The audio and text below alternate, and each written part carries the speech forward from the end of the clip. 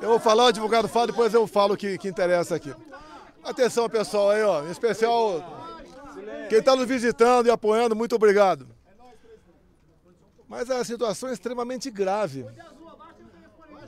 As acusações realmente são terríveis. Não justifica denunciar da forma leviana como está sendo feito.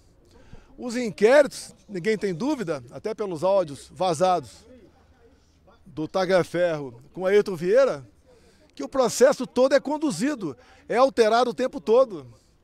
Inclusive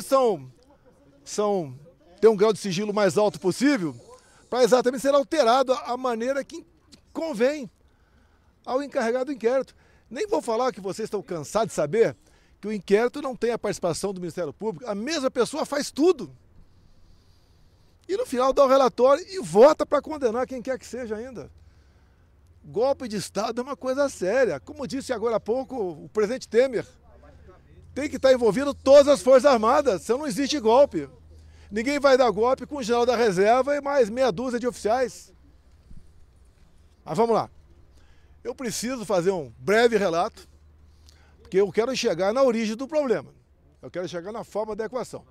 Primeiro eu passo a palavra para o doutor Paulo aqui, meu advogado, depois eu prossigo.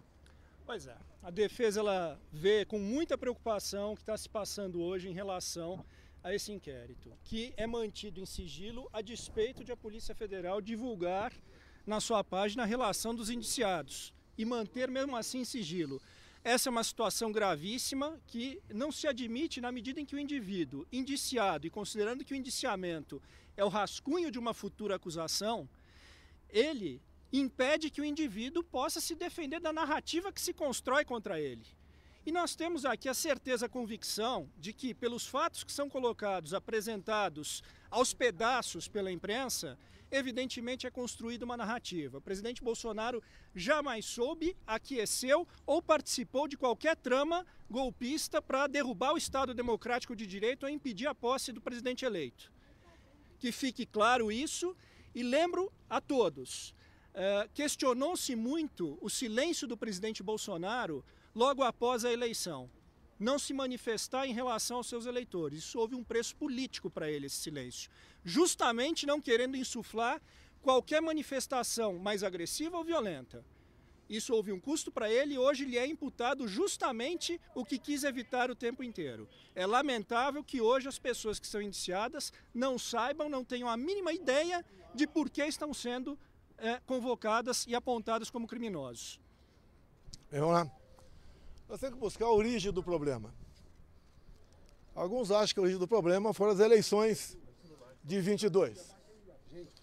Eu vou demonstrar que foi um pouco antes, foi lá em 2018. Mas vamos agora dar uma focada em 2022. O pré-eleitoral. O que aconteceu? O TSE pesou na balança de modo que o resultado final fosse para o outro lado. O TSE agiu de forma bastante parcial. Resumindo, eu não podia fazer absolutamente nada. Não podia fazer live em casa, não podia mostrar as imagens do Lula defendendo o aborto, do Lula defendendo o roubo de celular para tomar uma cervejinha, não podia mostrar as imagens do 7 de setembro, a minha ida no funeral da Rainha Elizabeth, mostrar a imagem minha lá na embaixada em Londres. Não podia mostrar o Lula com o gorro do CPX ou tecer comentários sobre aquilo. Não podia mostrar a amizade do Lula com ditadores da América do Sul todo, e Central também. Mas uma coisa pesou e muito nessa balança. Quando o TSE resolveu fazer uma campanha, gastou dinheiro com isso, para que jovens de 16, 17 anos tirassem o título eleitoral. E essa garotada, em especial aquelas que foram tirar o título de última hora, são as que têm menos informações, 3/4 votam no PT, votam na esquerda. Ou seja, um pouco mais de 4 milhões de jovens tiraram o título de eleitor. Só aí, 3 milhões para o Lula, 1 milhão para mim. Eu estou sendo até me beneficiando. Eu acho que esse percentual é até maior para o lado de lá. Só aí, nós temos 2 milhões de votos, ou melhor, 3 milhões de votos a mais para o outro lado. Só aí decidiu as eleições. Eu acho que ninguém vai discordar disso aí, entre tantas e tantas outras observações que eu tenho, que o TSE tomou partido. O TSE, inclusive, decidiu que não podia diminuir o preço do combustível. Eu não falei em diminuir o preço do combustível. Mas o TSE proibiu antecipadamente, como se eu fosse dar uma canetada junto com o Paulo Guedes para diminuir o preço dos combustíveis. E era um momento de crise, onde o mundo todo, o preço dos combustíveis explodia. Fizemos via parlamento. Fizemos via parlamento, zerando os impostos federais dos combustíveis. Mas a interferência do TSE foi enorme nessa questão. Parecia que era algo, ou melhor, com toda certeza, era algo pessoal do presidente do TSE para com a minha pessoa. Então, obviamente, isso pesou na balança. Não estamos falando aqui em fraude eleitoral de jeito nenhum. Pesou a decisão parcial, a imposição, a ação parcial do TSE no resultado final das eleições. Presidente, Joaquim Gomes do Movimento Avança Brasil. Não, eu não vou responder. Peraí. Eu não vou responder. Eu não vou responder. Um minutinho. Eu não vou responder. Ok? Bem, vamos lá. Tivemos também, no corrente ano, a Folha de São Paulo publicou matéria do jornalista Green sobre áudios e mensagens trocadas entre o juiz auxiliar e os outros que estavam lá no TSE. Entre eles, o Tagliaferro, que estava à frente daquela comissão de combate à desinformação. E esses áudios, vocês tiveram acesso, eu tenho aqui, realmente demonstra claramente que é um processo viciado. Eu não sou advogado. É um processo viciado, onde ele é conduzido. E, dado momento, o juiz auxiliar fala, olha, o ministro quer dessa maneira. E o Tagliaferro responde, vamos mudar? Mude. Nós não podemos desagradá-lo. O ministro mesmo, né, o juiz auxiliar fala, dado momento, ele está de folga agora, não tem sessão lá no Supremo, e está em cima da gente. Ele está ameaçando até vir aqui fazer o relatório. Estão nos áudios. Use a criatividade.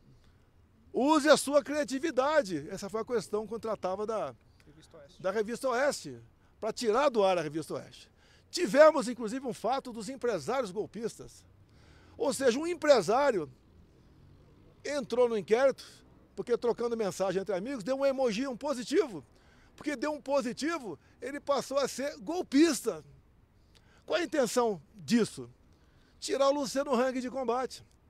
Ele me apoiava abertamente, como cada um pode apoiar quem bem entende, tinha mais de 10 milhões de seguidores e foi silenciado. E foi um recado para os demais empresários, demais do povo, a não participar da política do meu lado, porque ia ser sancionado de uma forma ou de outra. Páginas e mais páginas derrubadas, como o Grey mesmo disse. Inclusive, as plataformas não podiam dizer de onde era aquela ordem. É simplesmente ordem. Cumpra-se em poucas horas uma multa milionária. A mídia que nós temos livre são as mídias sociais. Vocês podem ver, imagine se eu tivesse o poder do presidente do TSE naquela época, o senhor Alexandre de Moraes, e eu fosse investigar o TSE como ele me investigou. Ele me investigava desde 2021, no inquérito das fake news. Por lá de lá, no dia da diplomação do Lula, quando o ministro Benedito passa ao lado do presidente do TSE, o senhor Alexandre de Moraes, e fala, missão dada é missão cumprida. Que missão é essa? Foi cumprida? O Lula foi eleito presidente? Imagina se eu tivesse poderes para quebrar o sigilo do Benedito, quem sabe prendê-lo, como ele fez com gente do lado de cá. Eu acho que eu consegui, inclusive, fazer do pesca probatória, como ele fez por lá de cá. fez à vontade, praticou a pesca probatória e cada vez mais abrindo novos e novos inquéritos, ignorando completamente o papel do Ministério Público, onde é que ele chegaria? Imagine aquele gesto do ministro degolando alguém. Se fosse com alguém do meu lado, seria o quê? Terrorista? Assassino? E do lado de lá, foi o quê? O que foi aquele gesto? Um gesto de ódio ou um gesto de amor? Investigaríamos também a sua equipe, o juiz auxiliar, o tagliaferro, quebrando sigilo, prendendo. Com toda certeza, muita coisa ia aparecer. Mas no final, é o mais importante que eu tenho a falar para vocês aqui. Presidente, mas o senhor acha... Deixa eu terminar. Então aí nós estamos vendo aqui a participação do TSE para um lado de um candidato que foi tirado da cadeia, foi descondenado porque ele tinha 3 condenações, pela lei da ficha limpa não podia concorrer e acabou aí sendo presidente. Também é bom falar aqui, estou inelegível por quê? Porque me reuni com embaixadores. E por que me reuni com embaixadores? Porque 2 meses antes, o senhor Fachin se reuniu com embaixadores também e terminou essa conversa com o embaixador dizendo o quê? Resumindo, tão logo o TSE anuncia o resultado, os seus respectivos chefes de Estado deveriam ou devem reconhecer o ganhador das eleições. Ele já tinha a resposta, ele já sabia quem ia ganhar. Vamos lá. Nós questionamos o TSE. O advogado do partido peticionou o TSE, buscando uma maneira de sanar algumas dúvidas da nossa parte e algumas inconsistências. Nada mais justo o advogado fazer isso aí. Em poucas horas, o senhor ministro-presidente indeferiu e nos deu uma multa de 22 milhões de reais. Alegando litigância de má-fé e atentando contra o Estado Democrático de Direito. Isso é muito importante. Tudo se resume Estado Democrático de Direito. Até o acesso à justiça agora. Próxima ação, recomendo o pessoal, se for mexer aqui em Brasília, né? Contratar um advogado, falar, se tiver alguma multa você paga, não vai ser eu não. Eu não tinha como pagar uma multa de 22 milhões de reais. Nem com o Pix todo que eu recebi. Essa multa é justa? Cadê a nossa OAB? Cadê o papel do advogado?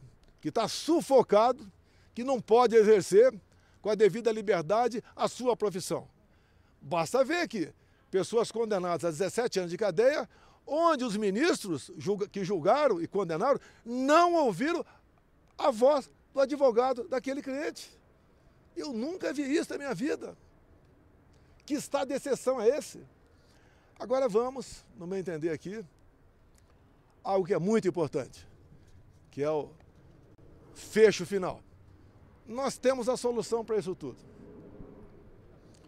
Então, eu questionei, através do partido, a vitória do Lula.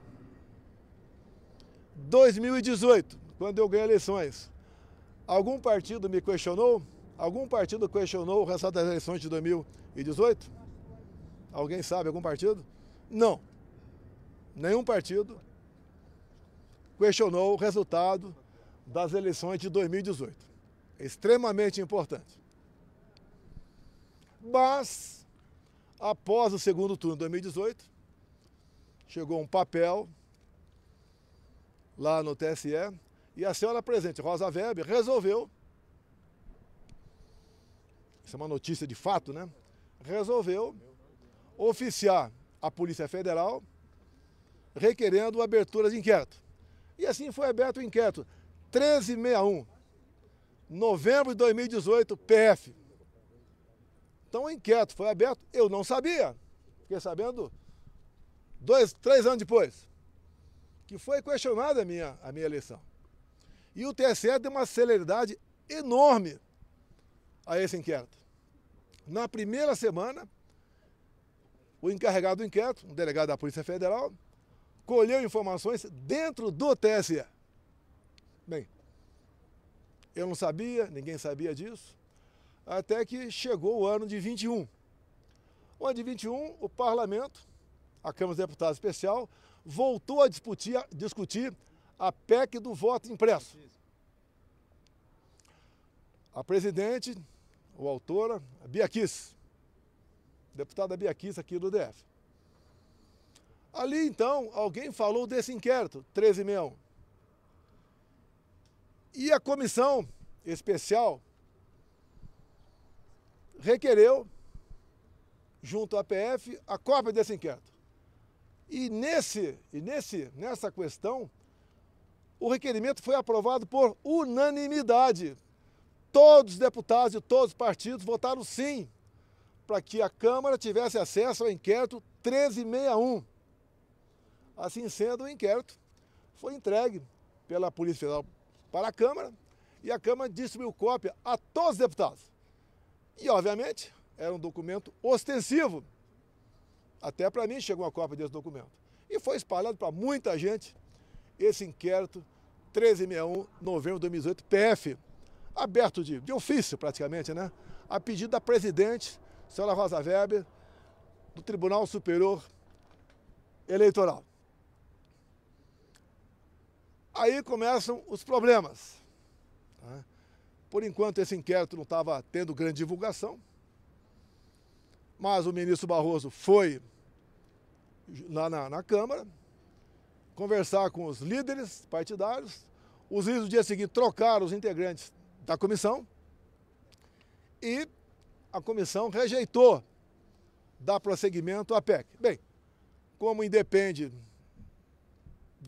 isso apenas da comissão, o Arthur Lira avocou para o plenário. A plenário, apesar de ganharmos numericamente, não conseguimos os votos qualificados, né, para conseguirmos aprovar a PEC naquele dia da Câmara. Mas detalhe, depois da reunião do senhor Fachin com embaixadores, que essa política é privativa do presidente da República, não é dele, não é de nenhum outro poder, eu fiz a mesma coisa. Convidei os embaixadores e convidei, por ofício, ao senhor ministro Fachin a comparecer no Alvorada. Convidei ele para comparecer no Alvorada. E ali eu mostrei para os embaixadores o que era aquele inquérito ostensivo. Bem, no dia seguinte, chega-nos a notícia que o inquérito tinha acabado de ser classificado como confidencial, ou seja, secreto. Ninguém mais podia tomar conhecimento. E até hoje, se alguém falar alguma coisa do teor do inquérito, está em curso aí a um crime. Eu não vou ser esse criminoso de falar para você que está lá dentro. Mas realmente, não é preocupante, é horripilante o que está nesse inquérito. 3 páginas deles apenas interessam. Só 3. Tenho aqui decorado na minha cabeça. Mas não posso falar. Tem de vista ele ser confidencial. E ali, esse inquérito de 2018, as eleições de 2018 e não de 2022, bota um ponto final na confiabilidade ou não do nosso sistema eleitoral. Vocês viram há pouco tempo na Venezuela o voto impresso, que foi acertado o ano passado, Estados Unidos, Venezuela.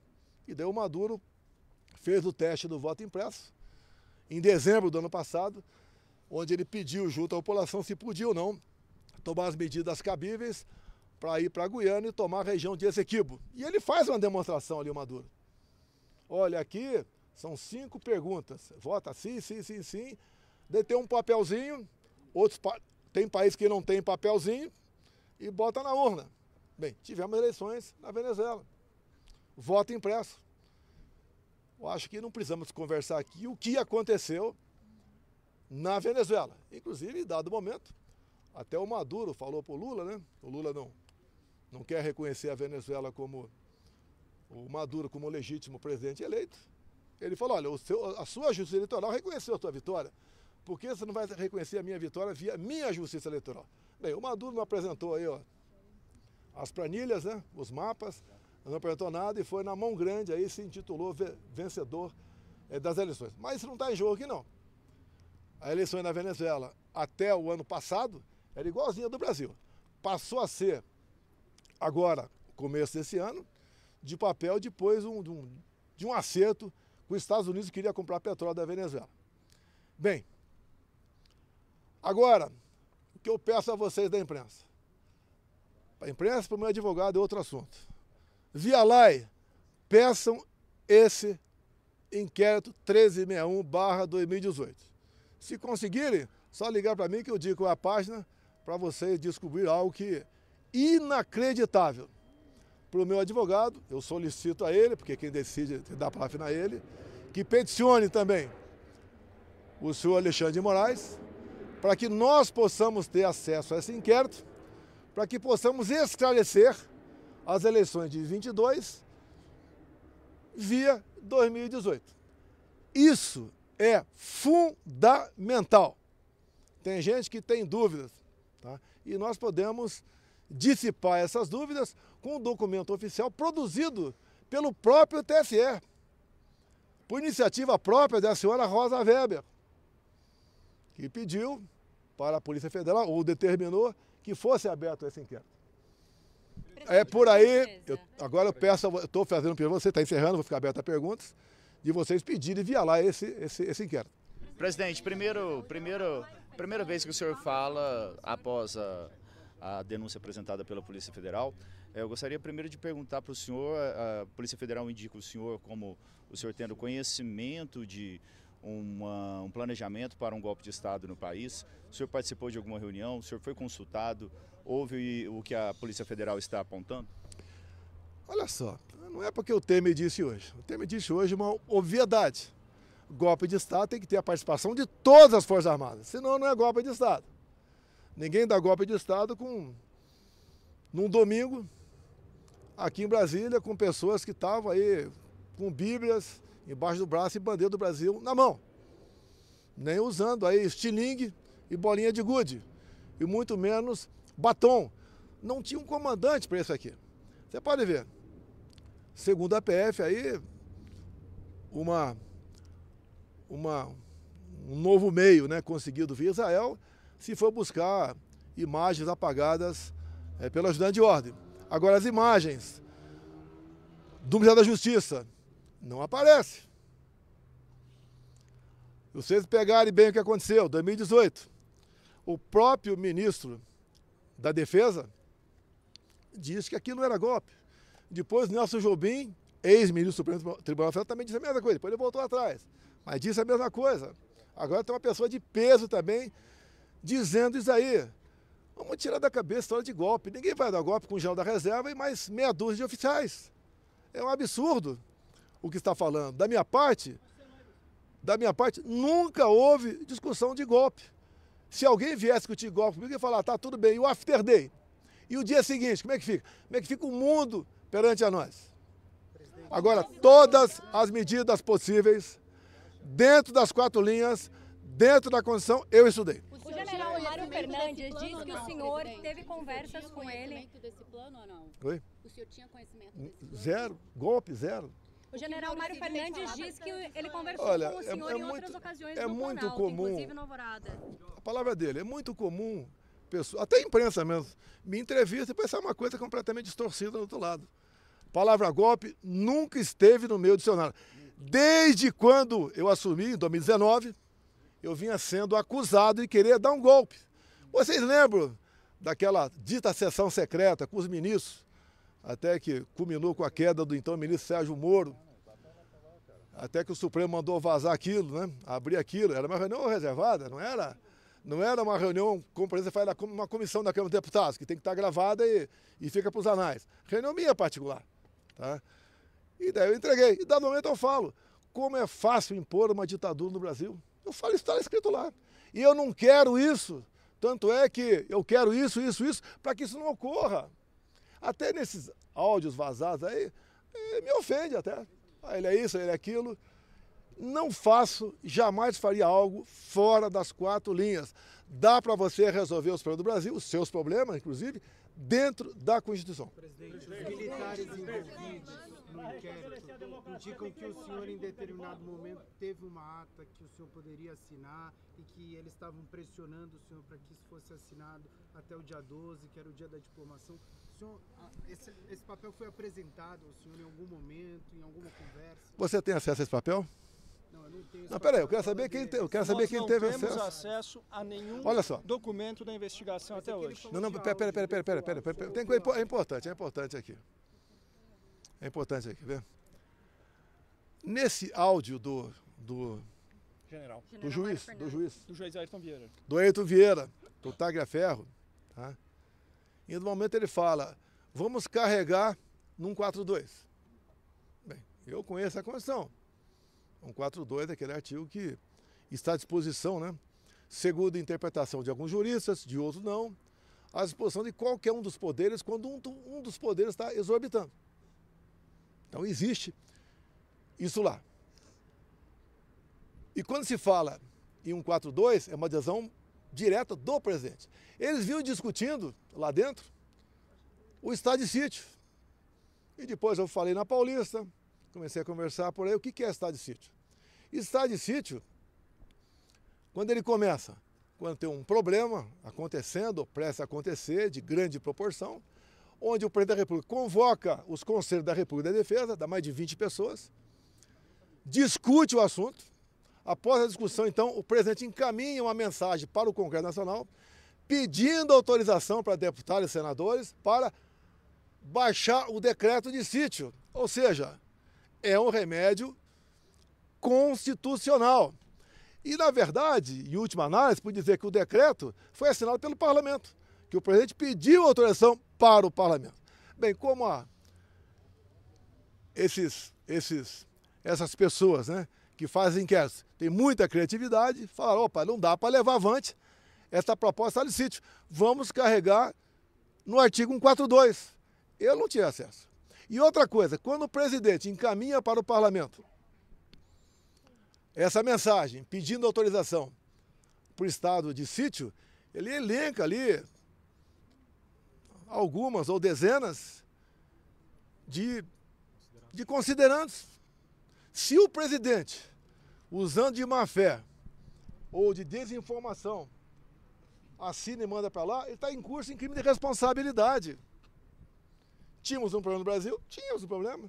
Uma parte da sociedade.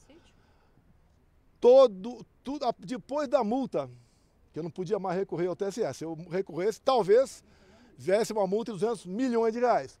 Talvez fosse cassado o registro do próprio partido. Olha, o que nós temos que fazer? Tem alguma maneira? Cavoque a Constituição. Quem está do meu lado. Presidente, em 2015 a Dilma convocou. Tá, tudo bem. Então, foi 2017. Ela não chegou. Você tem razão, foi 2015. Ela não chegou a convocar, não. Ela cogitou isso e fez chegar ao conhecimento Mas então era ao uma ministro. possibilidade, presidente? Olha só, zero, eu não levei para frente. Não convoquei, até prestar defesa, não convoquei ninguém e não assinei nenhum papel. Mas foi uma possibilidade. Não.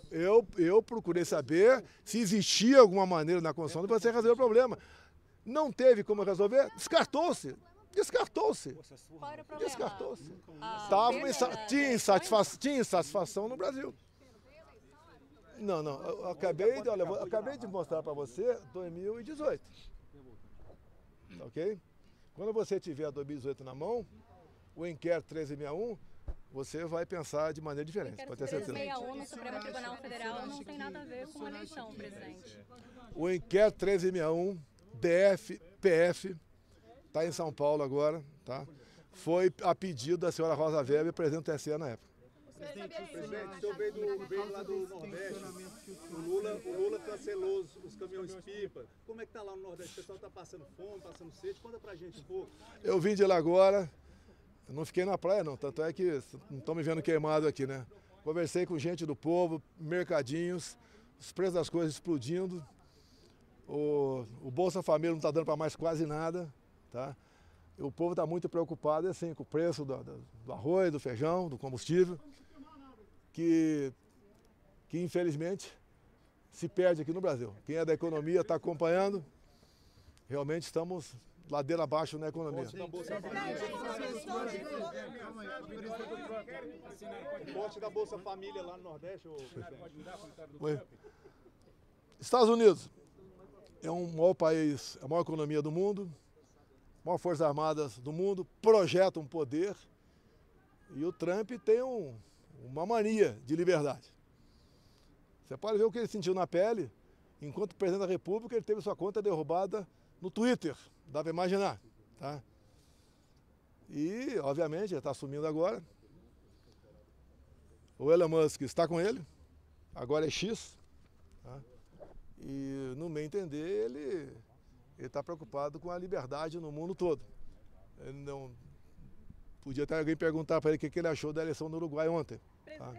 Então, a preocupação dele é com a liberdade e ele não quer, eu entendo que ele não quer que a América do Sul aqui fique vermelha. O senhor ainda pensa que vai ter Presidente, a questão do PL da anistia, presidente, como é que tá? A gente teve essa questão que ela... A anistia, eu conversei com o Lira lá atrás, conversei com o Marinho pode falar também, até o Flávio tem conhecimento, o Zuco, tá?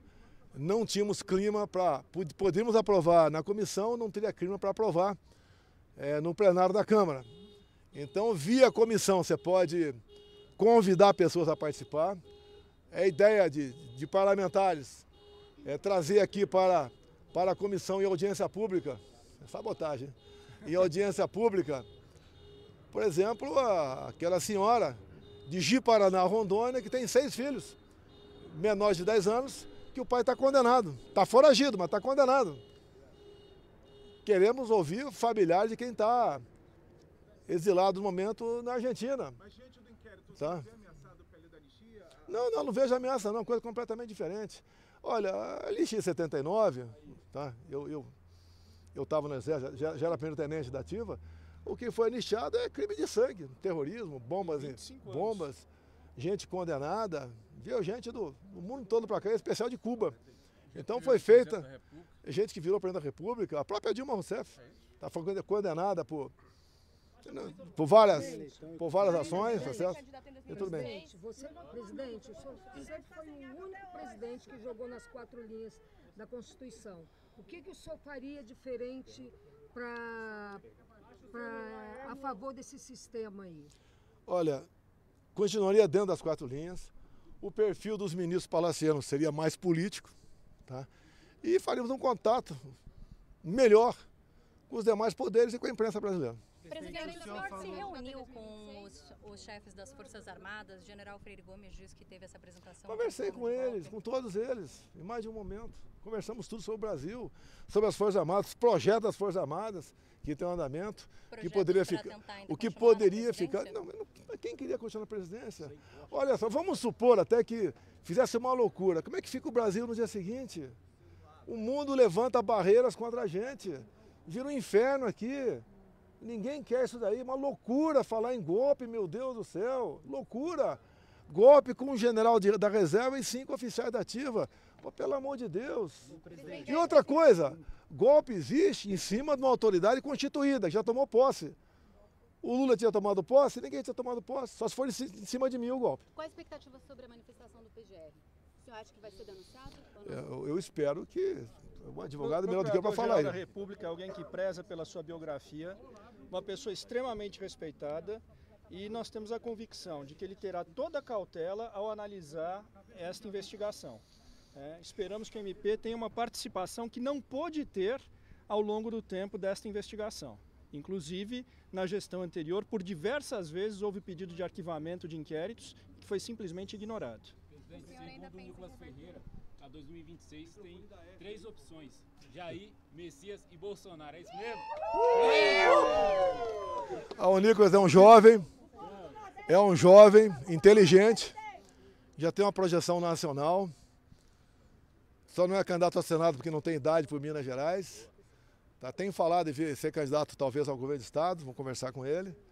Então, um garoto que de vez em quando peca, né? Quem não peca? Se for eu, no tempo dele, eu pecava muito mais do que ele. Tá? E ele tem um grande futuro pela frente, é um orgulho para todos nós, o Nicolas, deputado federal por Minas Gerais. Assim como outros pelo Brasil. Tem aqui até um aqui, ó. O Zuco atrás de mim aqui. Presidente, quinta-feira tem audiência pública do voto, contagem pública de votos. Você acha que é a melhor alternativa para o Brasil? Olha, esse inquérito vai esclarecer. Por favor, não esqueça desse inquérito. 1361, tá? Eu acho que toda vez que você possa botar uma barreira a mais de segurança no sistema eleitoral é bem-vindo. E não pode, quando alguém questiona alguma coisa, alguém lá ó, fazendo usando a força do poder, simplesmente ignorar e multar. E quem falar é cadeia. Até está tentando contra o Estado Democrático de Direito. Não pode acontecer isso aí. Presidente, depois da matéria do Fantástico, mostrando vários áudios que, de certa forma, inocentam o senhor, de que o senhor sempre quis jogar dentro das 4 linhas, hoje a imprensa aparece dizendo que, na verdade, tem 3 outros inquéritos, incluindo o da vacina. Ou seja, daqui a pouco estão até desarquivando o inquérito da baleia. Eu queria perguntar para o senhor, como líder partidário, afinal de contas, o senhor está aqui com vários membros do seu partido, como é que fica a imagem do país, a confiança para investir no país, na sua visão de ex-presidente da República, se o PL da anistia poderia, inclusive, contribuir com o atual governo? Como é que fica a imagem do país com essa a nossa ideia, de todos os parlamentares do meu partido, de hoje temos conversado, é que a anistia pacifica. Eu vou dar agora uma opinião para vocês, cada um pode ter a sua opinião. Essa historinha de assassinato de autoridades, no meu entender, foi jogado para dar uma demonstração que, olha, jogamos fora das 4 linhas. Eles jogaram, mas foi por evitar um mal maior. Não cola isso daí. Não cola isso aí. Não sou jurista. Quando é que começa um crime, quando termina? O doutor Paulo pode falar melhor do que eu aqui. Mas, no meu entender, nada foi iniciado. Não podemos começar agora a querer punir o crime de opinião ou o crime de pensamento. Presidente, o senhor chegou a ouvir um plano de matar ou prender o presidente? O senhor tinha conhecimento? Não, esquece, jamais. Dentro das 4 linhas não tem pena de morte. Presidente, o senhor recapitulou algumas situações que presidente, com o TSE, alguns conflitos, alguns problemas. O senhor acha que, de certa forma, essas questões motivaram essas trocas de mensagem? Olha só. Desde 2012 eu defendo o voto impresso, defendia como deputado federal. Já teve emenda minha aprovada. A Dilma vetou, nós derrubamos o veto. O Supremo disse que era inconstitucional. Agora, quem entrou com uma ação na Justiça Eleitoral para me tornar inelegível foi o Carlos Lupe. Exatamente por causa do voto impresso. Se você pegar há 4 anos atrás aproximadamente, horário das inserções partidárias, o Carlos Lupe do PDT, ele vai à televisão e fala claramente, sem voto impresso, é certeza na fraude. Ele fala isso. Vários outros parlamentares apresentaram projeto nesse sentido. Agora, você tornar alguém inelegível porque critica um sistema eleitoral, aí não tem cabimento. Parece que aqui é a Suíça. Tá? Se bem que lá não tem um sistema igual ao nosso. O Alexandre de Moraes pelo cabelo? Não, por favor. Vamos lá. Todas as pessoas que estão próximas ao senhor são perseguidas. Inclusive os militares, até mesmo o brasileiro. Eu tive a notícia agora do Van Hatten, que ele foi indiciado por ter criticado o Fábio Scholl na tribuna da Câmara. Ele acabou de mandar uma mensagem aqui no Zap para mim, eu estava no avião quando eu recebi isso aí. Tá? Ou seja, um parlamentar. Inclusive o artigo 53, pessoal, tem ali um pronome indefinido, quaisquer. Eu cheguei na Câmara em 91. E ali tinha esses problemas sempre, né? O que pode e o que não pode falar o deputado. Daí alguém apresentou uma emenda e foi acrescido o pronome quaisquer no artigo 53 da Constituição. Então os parlamentares são invioláveis por quaisquer das suas opiniões para voto. O que é quaisquer? É quaisquer. Não tem limite. Então é esse indiciamento do Van Hatten, que ele me disse agora há pouco, também entendeu? Aí sim, é um ataque ao parlamento brasileiro. Perseguição. É uma perseguição? Perseguição, eu sou perseguido o tempo todo. Mas eu posso ser preso, sair daqui. Presidente, Ué, até você pode ser preso, presidente, até você. Deuseres do IDL Foco tá aumentando a invasão de terra no Brasil através de pedidos de quilombolas, MST. Como que a gente faz aí quando você assumir em 2020? Eu levei a paz no campo. Com o nosso ministério, demos 420 mil títulos, definitivo ou provisório. Tirou o gás da liderança do MST. Não pegava mais esses caras, jogava em cima de um caminhão para invadir um pedaço de terra na frente. O parlamento nos deu o porte estendido para o homem do campo. Ele só podia usar arma dentro da sua casa, passou a poder usar arma em todo o período da sua propriedade. Acabou! Acabou! Quanto a demarcações, valia um capítulo com vocês, como eu gostei de discutir com vocês. Quando começou a indústria da reserva indígena em 92, em Yanomami, como começou isso tudo. É inadmissível tu ter 14% do território brasileiro demarcado como terra indígena. E quando você demarca uma nova terra, o Tarcísio me disse há poucos dias, 4 novas reservas vão ser demarcadas em São Paulo. E quando você pega uma fazenda, o indígena que passa a ser dono daquela propriedade não pode continuar plantando soja ali. Tem que deixar virar uma capoeira. É inadmissível isso aí. Não basta agora o problema que estamos tendo agora do Carrefour, fazendo uma campanha para não comprar nossa carne. Eu diria mais, né? O Lula, a questão de poucas semanas, estava na Amazônia com o índio Raoni e o nosso querido Macron. E foi assinado ali um acordo para o Macron explorar urânio no Brasil. Talvez lá em Santa Quitéria, no Ceará. Até porque ele perdeu urânio de um país da África, que lá sim foi dado um golpe. Eu jamais assinaria um acordo de urânio com qualquer outro país, muito menos com o Macron. Agora, se eu assumisse hoje a presidência da República, esse acordo seria revogado. Se o senhor não assumir, presidente, qual vai ser a estratégia da direita para 2026, para as eleições presidenciais? Fala, Marinho. Qual vai ser a estratégia? Deixa o Marinho falar um pouquinho aqui. Uma pergunta, presidente. O senhor ainda é candidato em 2026? Pessoal, não vamos perder o foco. Já deu o recado. Presidente, e o vice Mourão? Por que ele não é perseguido? Não. Conversa vocês com ele. A Constituição é a resolução do problema, presidente? Olha, muita gente critica a Constituição, eu tenho crítica a alguns artigos também. Mas é a nossa Bíblia aqui na Terra, aqui dentro do Brasil. Você seguir, dá para resolver. Não pode nenhum poder extrapolar. Não pode a Câmara aprovar um projeto de pena de morte, que está lá que não cabe ao Brasil pena de morte. E assim que não cabe ao Supremo, de forma, no meu entender, monocrática, sofri muito isso, tomar certas decisões. Não cabe, no meu entender, ao Supremo dizer o que é nepotismo, o que não é. O que é homofobia ou não. Não pode reinterpretar o marco temporal. Isso leva insegurança para o campo. Tá? Então, o que eu sempre prego, junto com o Marinho, o pessoal nosso, o Zuco, tá? É um Congresso, é um Senado forte para 26. Não é para perseguir ninguém, não. Um Senado forte evita que aventureiros, outra pessoa qualquer, queira extrapolar na função que ele ocupa. Presidente, a PF vem disso da BIM paralela com tentativa de golpe. O senhor tem alguma declaração a respeito? Olha, o que é a BIM paralela? O que é a BIM? É um programinha de computador que permite saber onde você está, mais ou menos. Chama-se First Mile. Primeira milha. Uma milha são 1.609 metros. O local mais preciso é na Paulista, dada a quantidade de antenas repetidoras. Então, em média, 600 metros. Não grava ninguém, mas nada além disso. Que é isso aí? E outra coisa, tem algum relatório para alguém decidir onde estaria aquela pessoa? Não, o que me interessa saber, o presidente da presidência?